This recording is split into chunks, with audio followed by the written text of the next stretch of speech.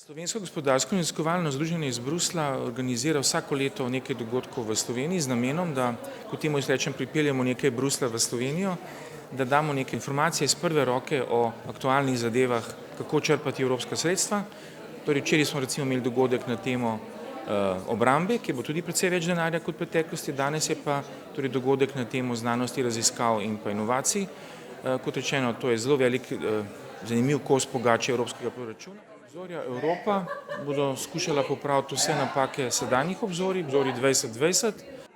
Področje družboslovja in humanistike je seveda tista vroča točka, kjer mnoge države pravzaprav opozarjajo na to, da je to področje premalo prisotno kot posebno področje v že dosedanjem obzorju 2020 in tudi v prihodnjem programu Obzorja Evropa.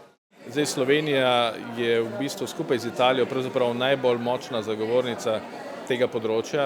Slovenska prizadevanja v tej smeri seveda so tudi bila zelo konkretna, namreč pri definiranju 5 ključnih misij oziroma poslanstev, na katere se bo komisija osredotočala, smo nekako uspeli v prvo misijo vključiti tudi temo, ki ji rečemo nekako družbena transformacija.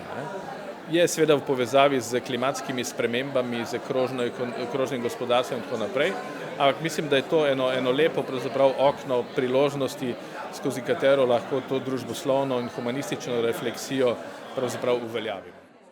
In this aim to help Europe to become excellent in research and innovation, of course, all parts of Europe need to contribute and need to participate. And there is a specific part of Horizon Europe that will be called Widening Participation and Spreading Excellence, that will be dedicated in particular to those countries that are less R&I performing. Namen je, da čim več slovenskih inštitucij, inštitutov, podjetij in tako naprej koristi ta sredstva, ki jim lahko tudi seveda mi izdatno pomagamo. Za Horizon Europe se posebej pripravljamo.